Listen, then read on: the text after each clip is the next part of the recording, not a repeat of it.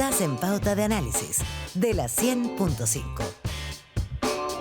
8:34 de la mañana y por supuesto no hay pauta de análisis sin un buen análisis. Ya está con nosotras nuestra amiga querida Connie Stipicic, conductora de Pauta Propia, conectada. Querida Connie Stipicic, bueno, yo aquí entre medio de dos Connie. ¿Cómo estamos? Hola, bien, Connie. ¿Cómo están ustedes? Bien. Tanto tiempo, Connie. Sí, ¿qué tal? ¿Cómo estuvieron tus vacaciones?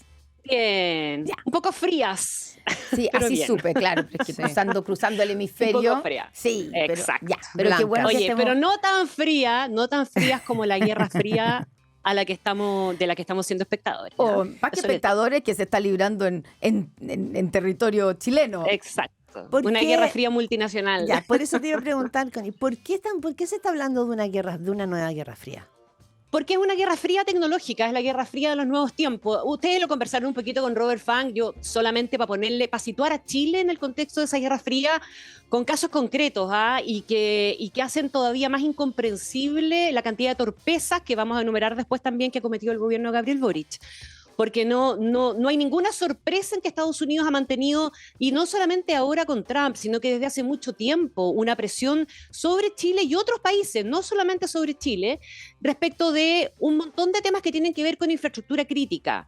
Y esta presión ha sido independiente de los gobiernos de turno.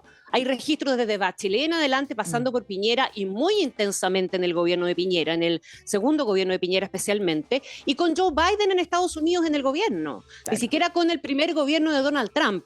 Entonces, hay una serie de antecedentes que permitían al menos estar con las antenas paradas, y sobre todo pensando en que esa estrategia de guerra fría tecnológica acrecentada en Estados Unidos está directamente conectada con la estrategia de seguridad del gobierno de Donald Trump, que está escrita y que es accesible para quien la quiera leer, ¿verdad? Se la Estrategia Nacional de Seguridad.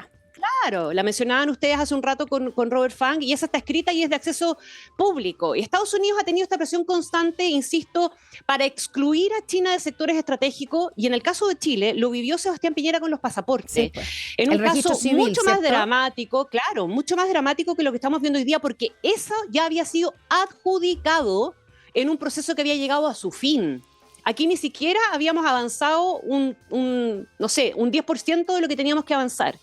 Hubo que retrotraer esa decisión, comerse literalmente el sapo con los chinos, y además marginarlos de un proceso de también para participar en el caso de la transmisión eléctrica en Transelec, donde los chinos finalmente entraron, pero quedaron como minoritarios. Y de nuevo tuvo que ver con la presión que ejerció Mike Pompeo directamente en Chile ante el gobierno, con la amenaza de la visa waiver de nuevo.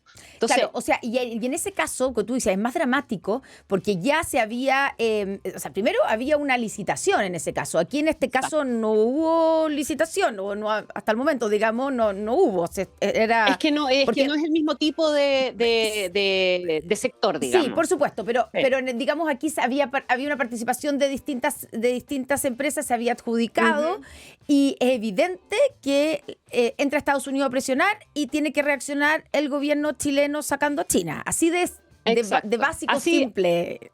Así de básico, simple y de dramático, sí, porque no fue una cuestión fácil. O sea, hubo que, yo no conozco el pormenor de las negociaciones y de las explicaciones que hubo que darle a China, pero no tienen que haber sido menores, en definitiva. Y ojo que el proyecto original del cable Humboldt, que se empezó en el año 2016, consideraba que el cable llegaba a Hong Kong. O sea, partió ese proyecto parte siendo China la interesada en un proyecto igual de parecido como el que ahora estamos discutiendo, ¿cierto?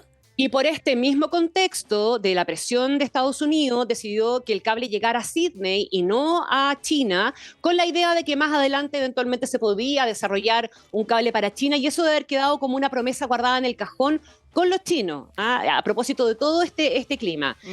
Perdona, Connie, pero si esto viene hace tanto tiempo, si esto se arrastra en otros gobiernos, si se guardó en un cajón durante el gobierno de Sebastián Piñera, ¿Qué podría explicar que entonces acá un ministro de Transportes haya firmado un decreto, después lo revocan en 48 horas, pero hay un canciller, y en el canciller hay personas que son expertas en política exterior, que entienden esto que está pasando? O sea, perdón, la cantidad de libros que se están escribiendo sobre la era del capitalismo de vigilancia son muchísimas. Hay una escritora que está en este minuto, digamos, una de las grandes empezadoras en el análisis de cuáles son las mutaciones actuales del sistema económico, como que el nuevo capitalismo tiene que ver con el tema de los datos. O sea, esto lo sabe la gente de la diplomacia. Esa es la guerra fría tecnológica. Y de la canciller, lo sabe y lo sabe. Entonces, ¿cómo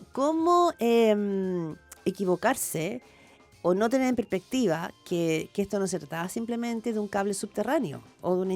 Yo creo que esto tiene que ver con una serie de torpezas que, a ver, yo no tengo una explicación exacta, pero me imagino, y yo creo que ustedes van a estar de acuerdo, en que aquí hemos visto al presidente Gabriel Boric persistentemente tratar de torcerle un poquitito la mano o de llevarle la contra al gobierno de Donald Trump. Y esta es una idea, comillas, ingenuamente perfecta, para tratar de llevarla adelante en la lógica de diversificarse, de no depender de un solo socio y de querer devolverle además la mano a los chinos respecto de todas esas decisiones que se tomaron en el pasado. Entonces, se sabe que Juan Carlos Muñoz firmó este decreto y que el presidente Boric lo supo, pero lo que a mí me contaron ayer y de muy buena fuente es que en el resto del gobierno se enteraron en estos últimos días de que ese decreto había sido firmado. O sea, ahora, Cancillería, por ejemplo, que es uno de los ministerios que debiera estar encima sentado en la mesa. Sentado en la mesa, porque esto tiene consecuencias en las relaciones con los países. Pero hay algo... Cancillería aquí entonces no sabía. Hay varios ministerios. Cancillería, yo no tengo exactamente claro que sean todos estos, pero los que sí son clave, y al menos uno de los que yo les voy a nombrar no sabía. Estaba Cancillería, Seguridad, Interior y Defensa. Esos eran los 4 ministerios que tenían que estar al tanto de que se estaba avanzando con este proyecto. Ahora, el ministro, perdona, Connie, el ministro Luis Cordero de Seguridad ha hablado sobre el tema en estos días y decía que habían estado sobre la mesa unas carpetas, pero de información secreta. Es decir, pareciera ser, y lo dijo el propio ministro Juan Carlos Muñoz en una entrevista en Televisión Nacional que hizo Iván Núñez, reconoció que cuando él echó para atrás el decreto fue porque tuvieron la información de Estados Unidos de que podían haber acá ciberataques y que esa información... pero esto pasó recién, Claudia. Claro, pero esto pasó recién. Ya, claro. Y ahí, entonces, esas son las carpetas que habría recibido el Ministerio de Seguridad recién. Sí, claro, pero esas carpetas tenían que ver con las vulnerabilidades de nuestro sistema que fueron advertidas por Estados Unidos, no con la tramitación del proyecto. Sí, las vulnerabilidades, de eso hablo, sí. Claro, en ese momento, Seguridad, entiendo yo, no se había enterado de que Juan Carlos Muñoz había firmado y había retrotraído la firma del proyecto. Entonces, hay varias torpezas que hacen pensar que el gobierno o quiso torcerle la mano a Estados Unidos y terminó reaccionando como una especie de niño asustado finalmente con esta poca transparencia en la información y la información aportada por goteo. Porque, a ver, ¿se podría reaccionar de otra manera? Sí. Efectivamente, aquí estamos frente a un proceso que es un proceso lento.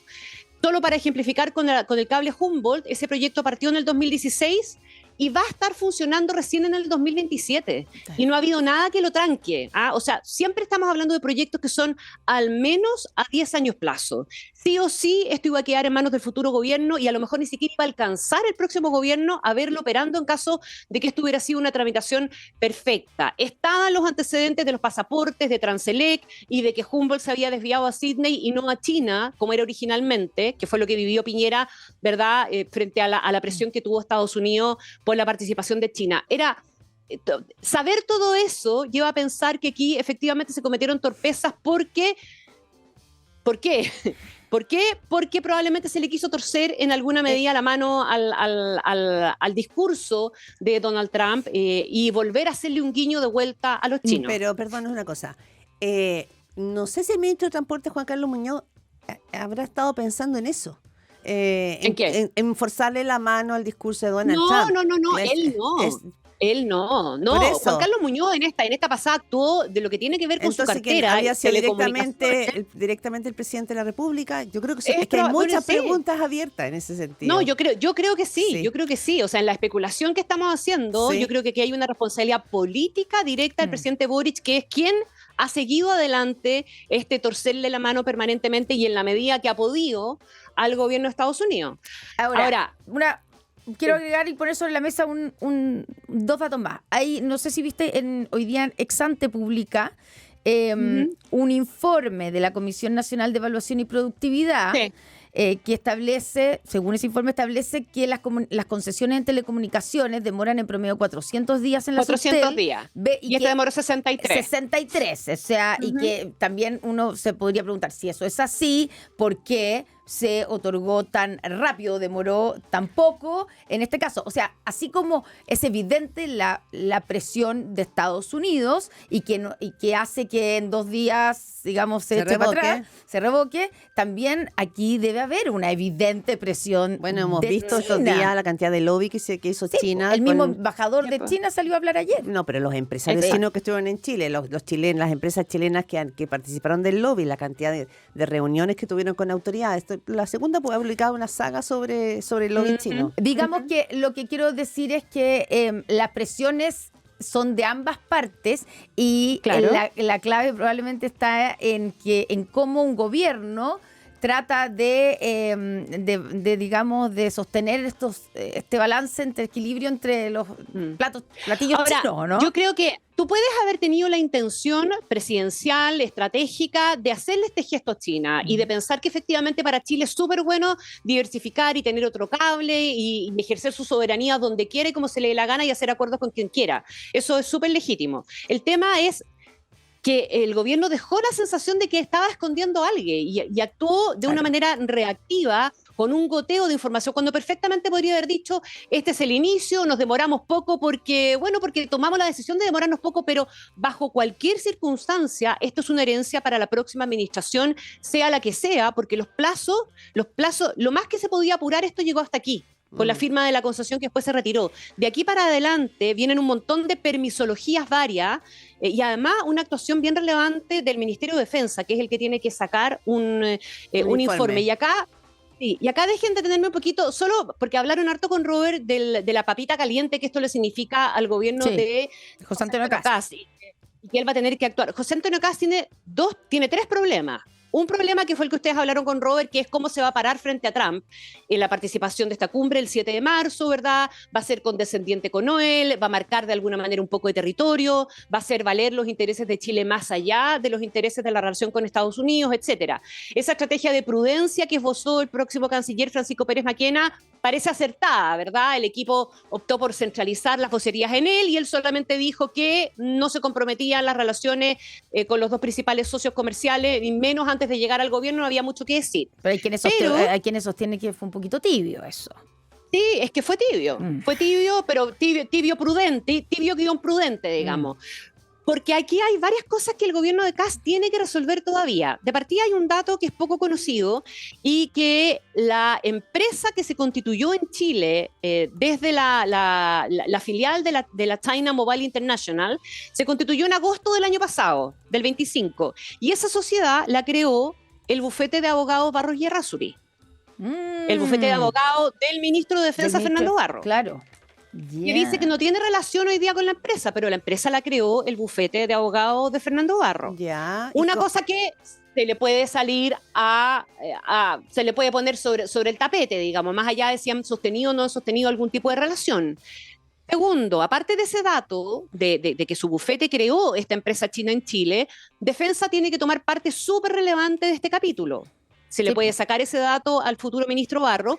Y ojo con que varios de los ministros empresarios que van a formar parte del gobierno de Kast han tenido una relación más que muy estrecha con China. El propio canciller. Pero el propio canciller a través de 500. Sí, a través de 500. Entonces, no es tan claro que José Antonio Kast se vaya a plantar de buenas a primera como un aliado acérrimo de Estados Unidos, porque hay quienes saben, ¿verdad?, de la importancia que tiene la relación de Chile con China dentro de su futuro gobierno también. El tema del conflicto. Tiene pendiente la designación del embajador en China, que se supone que debiera conocerse la próxima semana. Sí, y claro, el tema del fantasma del choque de intereses puede aparecer también en este punto de una manera clave, pero claro. También tiene en contra que si uno mira los aliados que ha ido construyendo Donald Trump en la región, porque esto no es solo Chile, esto es la región, y son ellos los que se van a reunir en Miami el próximo 7 de marzo, son bastante incondicionales. O sea, Javier Milei es una figura totalmente incondicional a los intereses le ha costado también, ha tenido que equilibrar con China, digamos, porque China es un gigante. pero probablemente lo que está pidiendo Estados Unidos es bastante incondicionalidad, y yo no sé ahí cómo se maneja, porque la palabra prudencia no va a alcanzar. No va a alcanzar, ahí hay que tomar posiciones. Lo que Claro. yo quiero decir es que no está para nada claro que todos dentro del gobierno de Casa estén convencidos de que hay que volcarse a Estados Unidos. No. Claro. O sea, ahí hay demasiada gente que tiene muy clara la importancia que tiene la relación con China. Y que más allá de un eventual conflicto de interés, lo que sí saben esas personas, partiendo por el mismo canciller, es, como tú dices, la importancia de China, y que esto no se trata simplemente de tomar partido por, que ahora somos más aliados de Estados Unidos. No es así de simple. O sea, en términos económicos, Chile no se puede dar el gusto de elegir entre Estados Unidos y China. No, y además también probablemente sobre la mesa alguien está poniendo, Connie y Claudia, el hecho de que Chile tiene que tomar un camino de estrategia de largo y de corto plazo. La relación con Estados Unidos hoy día es de corto plazo. Donald Trump termina su periodo en 3 años más o menos, ¿verdad? La relación con China ha sido permanentemente desde hace rato una estrategia de largo plazo, porque China tiene una estrategia y una mirada de largo plazo. Esto sin emitir juicios de nada, ¿verdad? Es un hecho de la causa. La estrategia de China es larga, la estrategia de Trump es corta. Claro. Entonces, Chile tiene... Ahora, un No es dato fácil, que me dieron... no es fácil en todo caso. No, está claro que no es fácil. Ahora, lo que me aseguraron en el gobierno sí es que todos los informes que Chile se comprometió a entregar y a realizar a partir de este caso y de la información que entregó Estados Unidos, etcétera, etcétera, incluyendo el informe de defensa, ojo ahí, va a salir antes del 11 de marzo. O sea, en el escritorio de CAS va a estar la carpeta con todos los informes de todos los ministerios vinculados con este tema, para que finalmente sea el gobierno de CAS el que tome una decisión. Ahora, la gran pregunta de las muchas, porque hay una hilera grande de preguntas que quedan, una tiene que ver con... ¿cuál fue la información que entregó Estados Unidos para finalmente terminar revocando y encendiendo las alarmas de ese proyecto? La amenaza de la visa waiver, Claudia, fundamentalmente. Sí, pero porque los datos que entregó... ¿Y no los ciberataques? ¿No? No, porque lo que me dijeron ayer muy categóricamente es que esa información no era nueva, que ya la tenían. Ya, o sea que o sea, lo que dijo finalmente el embajador en su punto de prensa era lo que ya se había ocupado como argumento en reuniones privadas con el gobierno. Claro, y básicamente en el gobierno lo interpretan como una reacción o una arremetida un poquitito más matonesca, esa fue la palabra que ocuparon, con una forma diplomática poco usual finalmente, que lo que buscaba fundamentalmente era generar un ruido mediático con que la gente se quedara con la idea de que los chinos vienen a hackearnos. Esa es la interpretación que el gobierno le dio a la arremetida del embajador. Surtió efectos, pareciera ser, porque finalmente terminó revocándose el proyecto. Y abriéndose una investigación, el Ministerio Público abrió una investigación penal para investigar los antecedentes de este supuesto hackeo a empresas de telecomunicaciones chilenas. Así que, y eso está, digamos, se fue entregado a la Fiscalía Centro Norte. Por lo tanto, hay una investigación que se desató. Claro. A ver, si uno con información reservada que el embajador no debió haber divulgado y que comprometió a las empresas que tienen, según la ley, si las empresas quisieran hacer público esto, lo pueden hacer público. Pero el embajador, en rigor, dada la reserva de la información, no tenía por qué hacerlo. Bueno, y ahí uno dice, claro, la verdad es que el rol del embajador ha sido súper activo, por decirlo menos, digamos, y polémico. Y por eso uno también se pregunta si el gobierno entrante, porque le ha contestado este gobierno, le ha contestado el embajador, pero si el gobierno entrante no debiera ser un poquito más, digamos, no sé si jugado, pero ser más duro en cuanto a esta intervención o a las mismas sanciones impuestas a los el embajador le hizo un guiño al actual gobierno. También, se lo ponen un problema. Claro. Pero ¿dónde está la independencia y los límites y la soberanía nuestra? Bueno, te quedan pocas semanas para ir viendo y comienza esa nueva etapa. Connie Stipicic, conductora de Pauta Propia. Te escuchamos en la tardecita a partir de las 6 de la tarde. Gracias. Un abrazo para las dos. Un abrazo. Gracias. Chao.